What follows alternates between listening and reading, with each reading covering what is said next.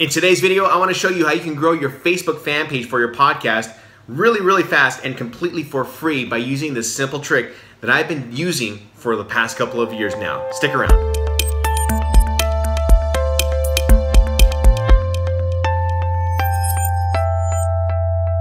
Hey, how's it going, guys? It's the Shanman radio broadcaster, podcaster, and podcast producer.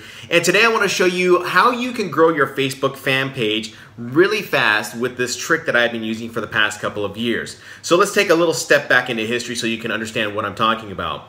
So since I've been on the radio, I started a Facebook fan page, and I had it for the first couple of years that Facebook really started to kick off, and then Facebook changed their algorithm. They said that you won't be able to get more reach with a Facebook fan page because you're going to have to start buying ads.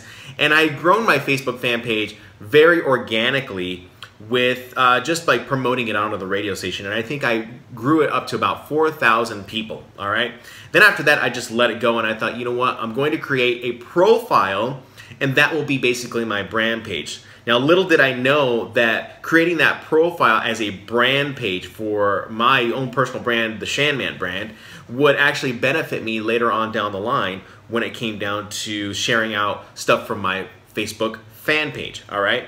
So I hope this makes sense. So I hope you're following me along. All right. So when Facebook came out with live video, I thought, you know, I need to start getting back onto my Facebook fan page and start growing that. And there's starting to become a little more, there's a little more capability inside of a fan page, and I'm really starting to like what they offer in a fan page versus a profile. So what I started doing is I started creating Facebook live videos, all right? And once I was doing those live videos every week, I did the live video, and I'd have my fans come in and I would say, hey, share this out with your network. And they would share it out with their network. My live video would show up on their timeline, time feed. And then, of course, over time, over the next 24 hours after I did the live feed, you would see that I had a number of thousands of people really watching what I was doing, whether it was being reached or whether it was being viewed, didn't matter. I started to realize and recognize that the power of live video was what I needed to do, but the power of the share was equally as important. But I will show you the true power of that share here shortly, all right?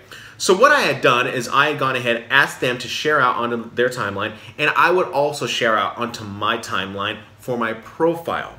So I'd share my Facebook fan page's live video, the page's live video, onto my profile, and that profile distributed my content to even more of an audience, and more people started seeing that I was doing more live feeds, okay? Now that's just the first part of the equation, okay? Just the share is the first part of the equation.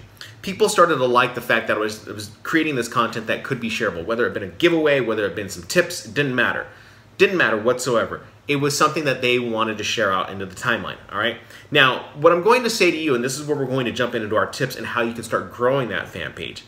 What I want to tell you right now is that you need to share out from your Facebook fan page shareable content. You've heard this so many times. You've heard it from all the social media people that you have to create shareable content. What's in it for your audience? What are they going to latch onto in terms of what you are delivering for them? What's in it for them, all right? So make sure your content is engaging. I don't care if you have 150 people on your Facebook fan page, if you have 50 people, if you have 300 people on your Facebook fan page. You're always trying to strive to create shareable content that's what's in it for the viewer so that it can get shared out into other people's timeline feeds, okay? So create shareable content. Now, the next thing you need to know is the hierarchy of that content in terms of sharing on Facebook. So what I'm talking about is the types of posts, all right?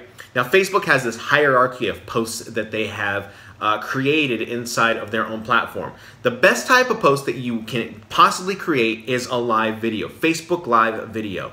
That gets out into the newsfeed more often. They're treating it like TV. It's like a program. It gets out into the feed and in front of people's eyes more often so people can stay engaged inside of Facebook's platform, right? So doing live video is the best thing that you can do. Next on the pecking order would be just pre-recorded video. So if you're really good at creating pre-recorded video, and you know, it could be a viral video, and you put it up on your Facebook fan page and it gets shared out onto your timeline and onto your friends' timeline, and it creates a viral effect, then it's getting out into the newsfeed more, but not as much as a live video, okay? Then we keep going down into the pecking order. a photo is can be distributed in Facebook, but it doesn't get as much visibility. Then it goes links. Links get almost no visibility along with status updates from a page. All right, so you're seeing that you're not getting very much from those those types of posts. All right, so you want to always strive to do something like a Facebook Live feed. All right, and so if you do the things that, like kind of what I did is I got people in and I had them come into my live feed and I communicated with them and I answered their questions and I was just I was just being friendly with them. I was doing this one thing. I was having them like the post. They need to like the post, the live feed. That's all you're doing. So you can see when you do a Facebook live feed that you can tap the like button multiple times, or the heart button, or it could be the laugh button, and you're getting people to like that, and it shows that there's this engagement on the Facebook live feed, right? Okay, so now that we've gotten likes, you've done a Facebook live feed for about 15 minutes. Then what you want to do is you tell everyone, hey, thank you, I appreciate you coming in, we'll catch you next Thursday. And boom, it's over with, all right? Now, this just doesn't apply for Facebook live feeds. It also applies for any post that you create that gets a viral effect or gets reached out there with people giving more likes. This is why you want to encourage people to like, all right? So the more traffic you get to these posts, the more that you get them to like, then you use this hack. All right, I wouldn't even say it's a hack, it's just a trick, all right? What you do is you go back into that post as your page, all right? And you click on the likes, and when you see the likes, you're going to see on the right-hand side, you're going to see invite or liked. And it shows that people are that have either liked your page or people who need to be invited to like your page. So when I was doing my Facebook live feeds, I was just going in and I was seeing that it was being shared out multiple times by all my friends, and I was just going in and I was liking I was inviting people to like those pages. I went from 4,000 people on my Facebook page to about 10,000 within 4 months. It was really, really incredible. And it was just by going into the app, inviting people, saying, hey, like the page. If they didn't like it, great. If not, hey, no harm, no foul. They didn't have to like it. But that's how I started to grow my Facebook fan page really, really fast.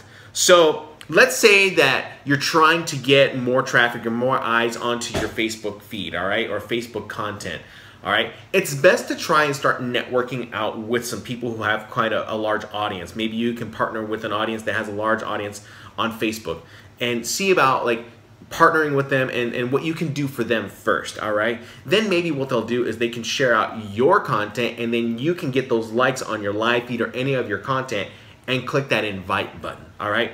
Now, one last thing that I can say that you can do on this is that if you are someone who creates ads inside of Facebook that targets a specific audience, you could do the exact same thing by going into the likes if someone likes that video or that ad, and you can invite them back into your page.